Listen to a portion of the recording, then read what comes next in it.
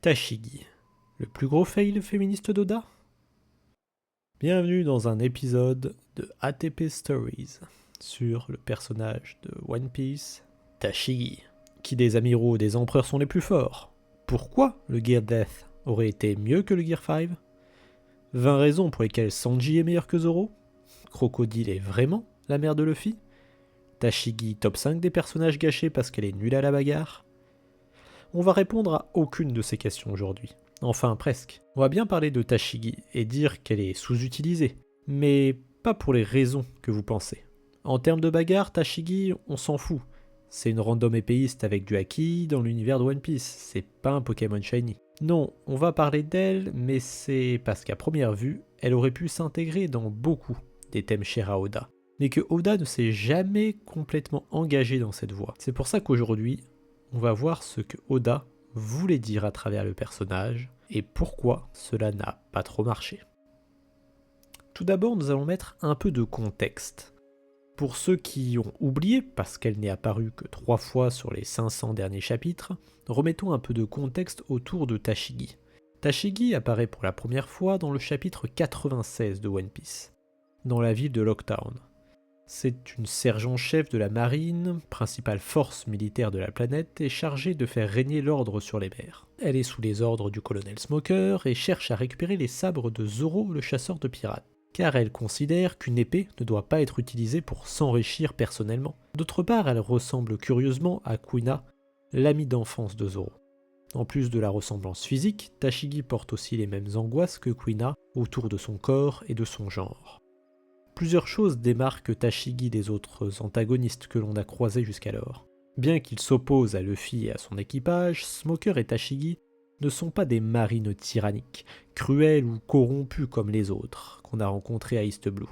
Tashigi est sympathique, quirky, féminine, et comme Smoker, sa vision de la justice porte sur la protection des plus faibles. Tashigi est aussi un personnage qui perd beaucoup, vraiment beaucoup. Tashigi est un personnage qui 90% du temps se fait abuser physiquement, verbalement et psychologiquement par les autres personnages. On lui rappelle régulièrement à quel point elle n'est pas à la hauteur et cela crée de la frustration chez elle. Pour Oda, cela répond à un double objectif narratif. Tashigi et Smoker ont une quête secondaire qui consiste à contester l'autorité de la marine. Smoker est un géant au grand cœur, autonome, qui fait les choses à sa manière. Sa volonté sincère de justice entre en opposition avec la réalité du système auquel il obéit. Ils ont envie de protéger les innocents, mais se retrouvent à protéger les intérêts et le système mis en place par les dragons célestes. Ce sont des bons flics qui font ce qu'ils peuvent pour changer le système de l'intérieur. Cependant, ce système est verrouillé. Pour Smoker et Tashigi, les pressions du système agissent comme une violence et une source de frustration, qui les pousse à agir contre leur hiérarchie. D'autre part, il s'agit pour Tashigi d'une quête d'épanouissement personnel. Elle cherche à dépasser la frustration liée à ses échecs. Vous n'êtes pas sans savoir que c'est un sujet récurrent dans la plupart des mangas destinés aux jeunes adolescents. Et Oda n'aborde pas le thème qu'à travers Tashigi. Il a eu l'occasion de mettre en scène le dépassement de soi avec d'autres personnages. Dans l'ensemble, One Piece est un manga qui se distingue par la cohérence et la continuité de ses thématiques.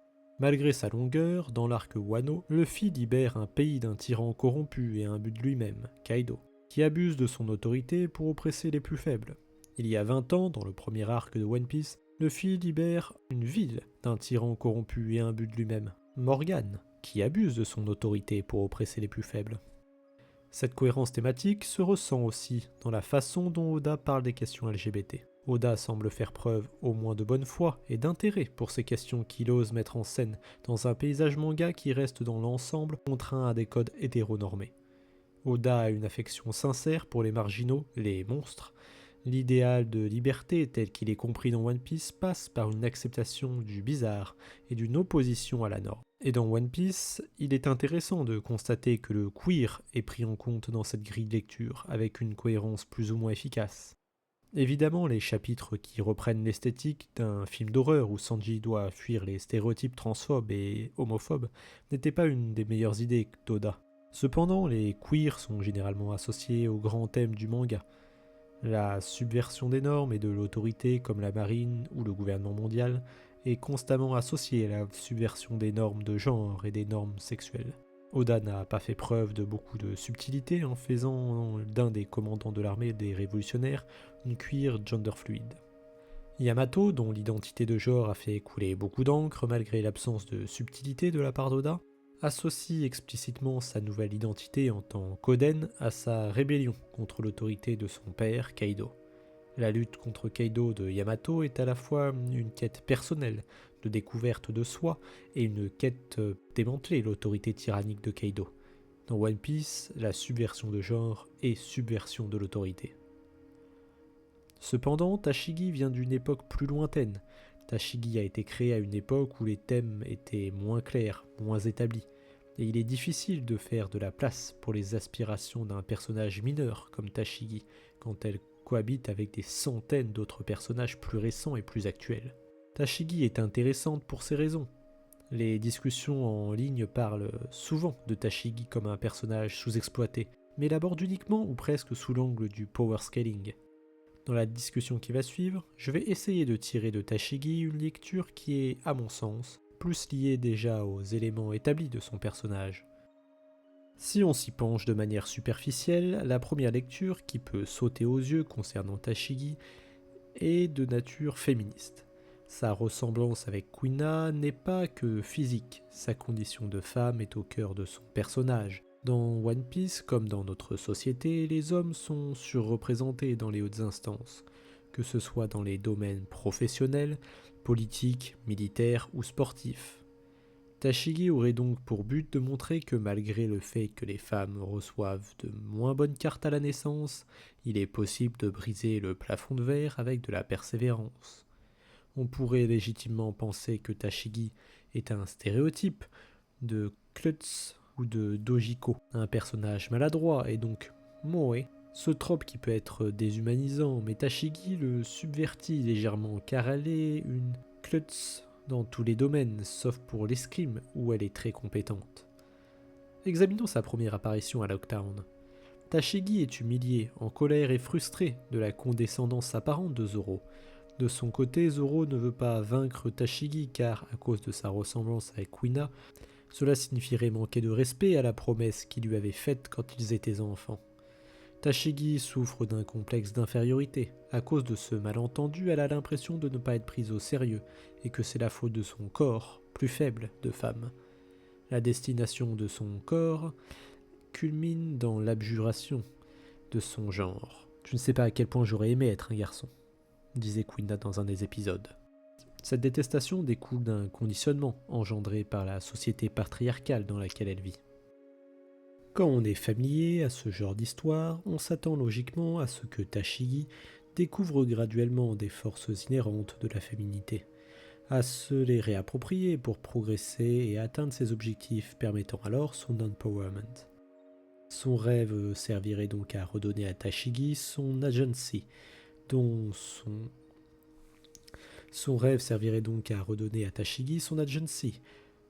souvent privées les femmes dans les shonen manga en général. Mais même si c'est ce qui l'amène à défier Zoro à Lockdown, ce but n'a pas beaucoup été remis sur le tapis par Oda. En effet, les premières cases de son apparition à Alabasta où elle et Smoker arrêtent Monsieur 11 sont la première et la dernière fois en 25 ans où on la voit reprendre un sabre, un hors-la-loi. Après ça, on ne revoit jamais Tashigi travailler activement à cet objectif. Est-ce que cela signifie une perte d'agency pour elle ? Pas forcément. Si son objectif est utilisé comme prétexte dans sa quête d'épanouissement personnel, peut-être que Tashigi veut récupérer les lames de Zoro, mais c'est un prétexte pour qu'elle découvre autre chose. Pour le réaliser, elle voudrait devenir plus forte, de plus en plus forte, balayant les attentes de tout le monde et se hissant au rang d'épéiste émérite. Est-ce que c'est ce qui s'est passé ? On va y revenir. Le personnage ne se développe pas dans cette direction. Selon cette lecture, la destination de Tashigi devrait être claire. Les filles peuvent faire aussi bien que les garçons et les attentes ne devraient pas être genrées. De plus, Tashigi est un personnage qui se sent obligé de faire ses preuves, notamment face à Zoro car il représente pour elle la condescendance masculine auquel elle est confrontée. Afin de comprendre en quoi Tashigi communique mal ce thème, il nous faut d'abord revenir rapidement sur son chara-design. De façon générale, on peut être surpris car le nouveau design de Tashigi à Punk Hazard est extrêmement féminin. Elle garde ses lunettes du pré-time skip mais ses cheveux sont plus longs et attachés. Son nouveau look est encore plus nerdy, cela lui donne presque une vibe bibliothécaire, un peu renfermée, introspective, tournée vers elle-même. Cela permet de communiquer son obsession pour les sabres tout en gardant l'idée que Tashigi a une grande intelligence scolaire, sans pour autant être particulièrement débrouillarde dans la pratique. Je trouve même que son nouveau design communique mieux son côté maladroit, cute and clumsy girl, pour tout ce qui ne concerne pas l'escrime, ainsi que son côté autiste, obsessionnel, monomaniaque. À ce titre, je trouve que le nouveau design de Tashigi a du bon. Elle est conventionnellement attractive, mais cela ne se fait pas au prix de l'expressivité du design. Par contre, le côté femme sablier est une habitude d'Oda quand il s'agit de dessiner une femme attractive entre 14 et 60 ans. En plus d'être répétitif, l'omniprésence de ce body type peut mettre mal à l'aise. Dans le cas de Tashigi, on peut se risquer à l'expliquer par la nouvelle caractéristique maternelle de Tashigi. Hanche, poitrine. Tashigi est une mère pour les enfants kidnappés par César, mais aussi, et plus bizarrement, pour les membres du G5. Je n'ai rien contre le nouveau look très féminin de Tashigi en soi. Au contraire, je pense que cela peut même faire émerger des histoires très intéressantes. Je suis fan d'anime de Magical Girl et l'idée de mobiliser une esthétique qui est traditionnellement associée à la féminité dans un contexte martial est très intéressant. C'est une histoire intéressante et cela permet de déstructurer des modèles de pensée, ce qui est pertinent pour Tashigi qui est en opposition à l'ordre établi. C'est pourquoi j'ai été déçu en lisant Punk Hazard pour la première fois. Je pensais que Tashigi allait suivre une voie similaire, son design ultra féminin aurait été justifié de cette manière. Tashigi est ultra féminine car la féminité est une force et pas quelque chose d'anormal, de honteux. Elle a résolu la contradiction qu'elle avait soulevée à Lockdown en embrassant pleinement sa féminité. Cependant, cette interprétation ne me convient pas. Parce que pour montrer que la féminité est une force, il aurait fallu une démonstration de force. Tashigi se fait humilier, Tashigi reste un personnage frustré par sa propre faiblesse, elle n'a pas l'air plus forte, plus utile, ni même plus engagée. Une lecture très premier degré qui serait probablement de mauvaise foi dirait même que la féminité a rendu Tashigi faible. Et je ne parle pas qu'en termes de combat. Je ne me dis pas que Tashigi est gâchée parce qu'elle est faible. Je dis que Tashigi est gâchée parce que ses défaites n'ont plus de sens. Évidemment, dans un manga comme One Piece, la bagarre est une occasion privilégiée pour apporter de la profondeur à un personnage. Or, à Punk Hazard, Tashigi reste étonnamment statique. Il n'y a même pas de réelle résolution avec Zoro, alors que sa rivalité avec Zoro était justement l'occasion pour Tashigi de faire ses preuves. Finalement, il ne reste qu'une lecture de Tashigi comme une figure maternelle. Pour Oda, la parentalité est une force à part entière, et il y a un immense respect pour le sacrifice qu'implique de faire grandir un enfant. La conclusion maternelle de Tashigi n'est donc pas un problème en soi, mais cela crée de la discontinuité avec les éléments constitutifs de Tashigi. Il est difficile d'accorder du crédit à la restitution de l'agentivité de Tashigi à travers la maternité, alors que cette conclusion s'oppose avec la construction du personnage. En plus d'être bizarre, la décision de faire de Tashigi une figure maternelle fait doublon avec les dizaines d'autres figures maternelles positives de One Piece, que ce soit Belle-Mère, Sora, Olivia, Urinim, Dadan, Rouge. Je ne dis pas que Oda est misogyne. C'est un débat que je suis prêt à avoir, mais dans ce contexte, Tashigi est surtout un personnage secondaire, dont l'objectif narratif reste, en partie, de mettre en valeur d'autres personnages, Law, Smoker, Zoro ou Monet. C'est légitime. Tous les personnages ne peuvent pas avoir leur propre histoire, même dans un manga aussi complet qu'One Piece. Mais je trouve ça dommage qu'il y ait autant de setup et si peu de payoff. Évidemment, One Piece est parti pour continuer encore quelques années, et il est probable qu'une autre conclusion soit promise pour Tashigi. Il y a une autre lecture populaire du personnage, et si Tashigi n'est pas censé être lu comme une femme cis, mais comme un homme trans.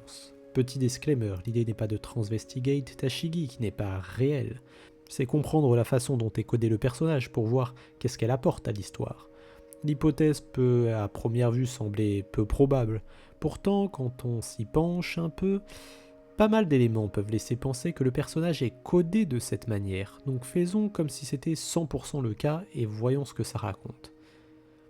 Page 20 du tome 12, elle indique « Tu ne sais pas à quel point j'aurais aimé être un garçon ». Dans la première apparition, il est plutôt évident que Tashigi fait écho à Kuina, tout comme elle. Le personnage est construit sur un modèle de détestation de son corps qui provoque à toutes deux des angoisses et de l'inconfort.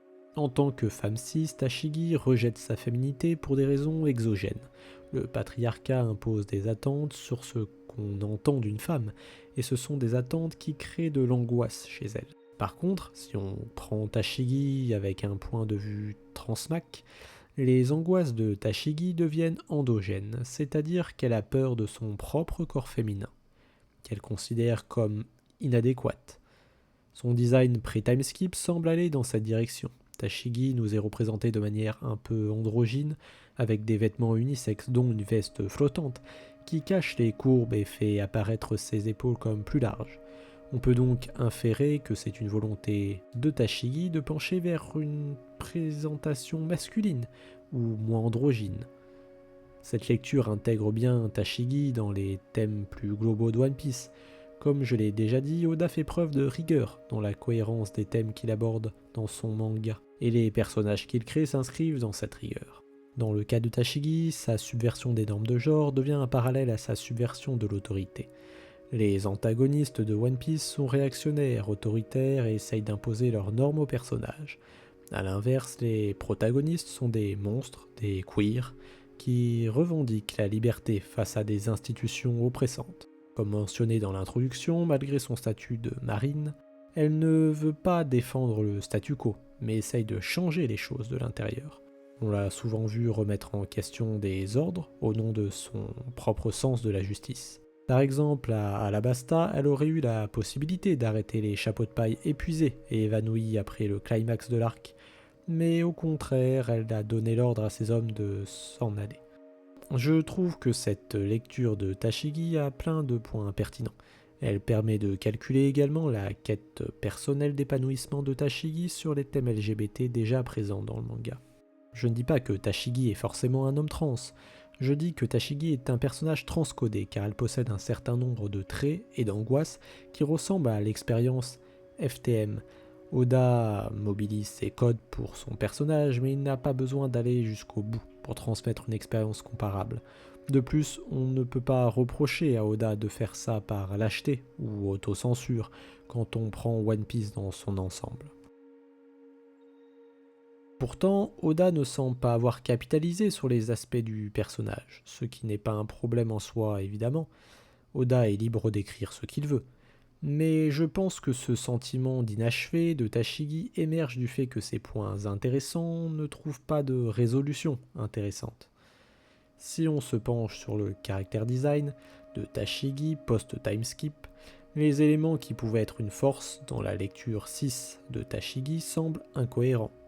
La présentation ultra-féminine maternelle, donc veste ouverte ou veste serrée, courbe apparente, semble incohérente avec cette lecture car le corps féminin devrait être inconfortable. Une interprétation transmac sur le modèle de Lockdown ou de Tashi comme parallèle de Kuina demande la modification de son corps ou de la représentation. Évidemment, être un homme n'est pas qu'une question de présentation. Beaucoup d'hommes ne peuvent pas se présenter comme ils le souhaitent, mais n'en restent pas moins des hommes. Sauf que dans un manga, pour que le personnage communique ce genre de thème efficacement, surtout dans un manga aussi peu subtil que One Piece, il faut que ça soit Tashigi qui le dise explicitement, face caméra, comme Yamato, soit que Tashigi le montre à travers son design et ses gestes afin de capitaliser sur les éléments présentés à Lockdown. Il faut que Tashigi communique d'une manière ou d'une autre sur son envie d'être un homme au lecteur. Les indices FTM de Lockdown entrent aussi en contradiction avec l'épisode Genderbend de Punk Hazard, donc les chapitres 664 et 667. Le genderbend est un trope commun dans les mangas. Il est souvent utilisé pour créer des situations humoristiques, au point que certains mangas, souvent des comédies, notamment Ranma 1/2 ou Uranite, basent leur entière prémisse dessus. Mais ce n'est pas tout. Il permet aussi d'introduire avec plus ou moins d'élégance des situations un peu queer. Ici, Tashigi étant le personnage qui a le plus de problématiques autour de son genre, à Punk Hazard, la situation peut être un parfait setup pour exploiter plus ou moins là-dessus. Sauf que l'expérience de Tashigi dans le corps de Smoker est mise en arrière-plan pour faire de la place aux blagues où Sanji est un prédateur sexuel. Regardons plus en détail. Pour que l'identité de Smoker et Tashigi soit claire, il faut garder des éléments clés d'expression de leur personnage. Du côté du vice-amiral, il garde ses sourcils froncés, sa posture, son attitude et même son cigare et sa veste. Pour Tashigi, quels éléments sont utilisés ? Dans un premier temps, elle conserve son côté nerdy et essaye notamment de remonter machinalement ses lunettes qui ne sont plus sur son nez. Mais là où Oda aurait pu la rendre plus reconnaissable, via sa maladresse ou son obsession des sabres, il utilise principalement des traits traditionnellement féminins. Dans le corps de Smoker, Tashigi prend une posture embarrassée, rougie, et a un regard plus doux.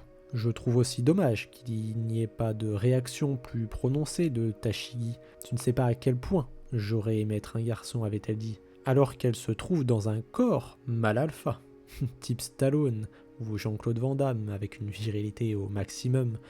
Je trouve que c'est dommage que Oda ait abandonné les éléments transcodés du personnage pour en faire une énième figure maternelle, surtout dans l'arc Punk Hazard. Ce rôle est déjà occupé par Nami. Pour quelque chose qui se passe principalement dans le background, ce développement pour Tashigi fait en fait doublon. Je pense qu'il ne manquait pas grand-chose pour que le personnage soit plus intéressant, sans pour autant dénaturer les arcs auxquels elle participe. Tashigi est un personnage frustrant. On a l'impression que si sa quête d'épanouissement personnel avait évolué parallèlement au grand thème de One Piece, son histoire aurait pu être engageante. Des deux voies qu'aurait pu prendre Tashigi, une n'a pas un payoff satisfaisant d'après moi, et l'autre a tout bonnement été abandonnée. C'est pourquoi je vais proposer ici quelques pistes, des théories, des fanfictions, qu'aurait pu prendre le personnage de Tashigi. Évidemment, ces propositions rencontrent elles-mêmes leurs propres shortcomings, et je n'ai pas la prétention de faire mieux qu'Oda, surtout quand on prend en compte les conditions de production extrêmement différentes entre les deux exercices. Je pense néanmoins que ces propositions peuvent faire gamberger. Oui, c'est la partie self-indulgente, où je vous lis mes fanfictions sur Tashigi. Je propose deux routes qui auraient pu être plus intéressantes pour Tashigi. La première route se concentre sur Tashigi comme un personnage qui n'assume pas sa féminité. En tant que femme, les gens ont des attentes sur elle. On s'attend à ce qu'elle soit faible, qu'elle ne soit pas marine, qu'elle ne se batte pas avec des sabres. Tashigi a quelque chose à prouver aux autres car elle s'oppose aux pressions sociales, et à elle-même car sa propre féminité l'angoisse, et elle a été socialisée à prendre sa féminité comme une faiblesse. Selon cette configuration, Tashigi devrait commencer avec un design plus masculin, mais cette fois-ci son côté masculin est volontairement awkward. C'est une façade pour montrer qu'elle est inconfortable avec sa féminité. Il est important de garder le côté maladroit car c'est aussi une façon de montrer que le personnage n'est pas stabilisé et que le processus n'est pas terminé.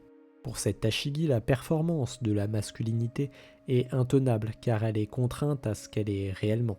C'est quelque chose qu'on lui impose et pas quelque chose qu'elle souhaite. Dans ce cas, le design de Tashigi à Punk Hazard fait de nouveau sens. Tashigi saurait maintenant que la féminité n'est pas une faiblesse. En se présentant de manière très féminine, elle montrerait qu'elle est en paix avec son corps, qu'elle ne considère plus cela comme une faiblesse, mais au contraire comme une force. Dans le même temps, elle deviendrait, au fil de ses apparitions, de moins en moins maladroite, plus sûre d'elle.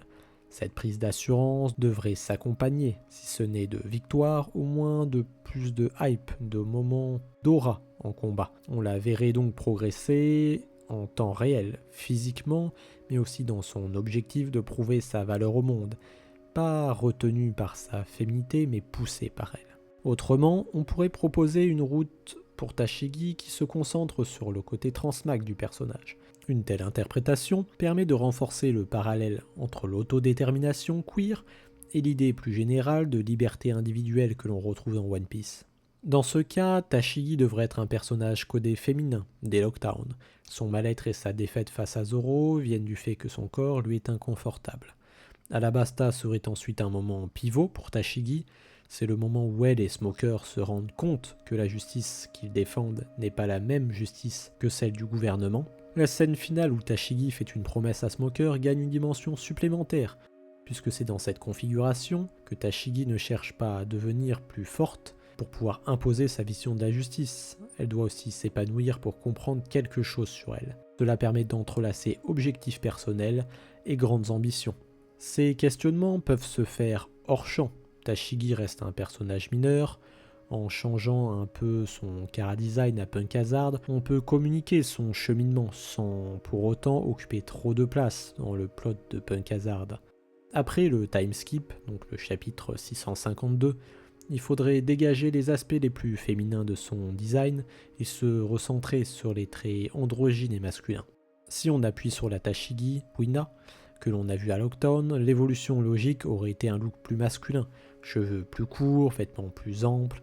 En codant Tashigi de cette manière, on peut en inférer le parcours qu'elle a accompli pendant l'ellipse. Cela en refait un personnage attractif, un personnage qui récupère sa capacité d'agir dans un gouvernement qui pousse un fonctionnement normé des genres et des relations individuelles.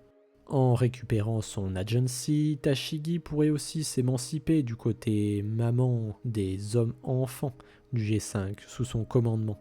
Même si un gradé peut être une figure parentale, ce rôle semble forcé. Sur Tashigi, on sent que ça ne va pas faire avancer ses objectifs, voire même l'en éloigner. On pourrait cependant garder le côté maternel des enfants de Punk Hazard, qui s'inscrit bien dans sa quête de justice et sa caractérisation empathique et permettrait de détourner quelques clichés au passage. Cela ferait de plus écho à la gentillesse de Smoker, géant au grand cœur, envers les enfants. Je trouve même ça touchant d'imaginer Tashigi prendre son supérieur comme rôle modèle au fur et à mesure de sa transition. En modifiant son parcours, on éviterait aussi une redite de son arc d'Alabasta, car Tashigi aurait appris de ses erreurs et n'aurait pas besoin qu'on lui rappelle que la marine est impuissante face aux problèmes qu'elle cherche à résoudre et que tous les pirates ne sont pas foncièrement mauvais. Détacher Tashigi de l'apparence de Kuina permettrait aussi de conclure sa relation avec Zoro. Zoro n'a plus peur de ternir les derniers souvenirs qu'il a de Kuina et la promesse qu'il lui a faite. A l'inverse, Tashigi n'a plus à subir la condescendance de Zoro qui accepte de l'affronter. Cela permet aussi de lever le malentendu sexisme de Zoro. Peut-être qu'on perd de la dynamique entre Smoker et Tashigi. Leur interaction est amusante parce que leur personnalité oppose Smoker, le Stallone apologue de la virilité bienveillante, et Tashigi qui est une femme maladroite et qui a besoin d'être accompagnée. On peut imaginer néanmoins des retournements de hiérarchie amusants, comme quand Tashigi est too proud to beg dans la prison et fait la morale à Smoker.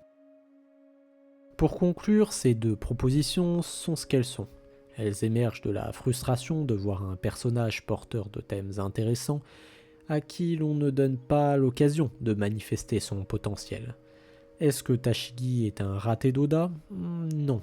Le personnage est parfaitement fonctionnel en tant que personnage mineur, mais la nébuleuse toujours plus complexe de personnages, de relations et de thèmes qui sont développés au cours de la publication empêche fatalement aux autres personnages comme Tashigi d'exprimer pleinement tous les indices semés il y a plus de 20 ans.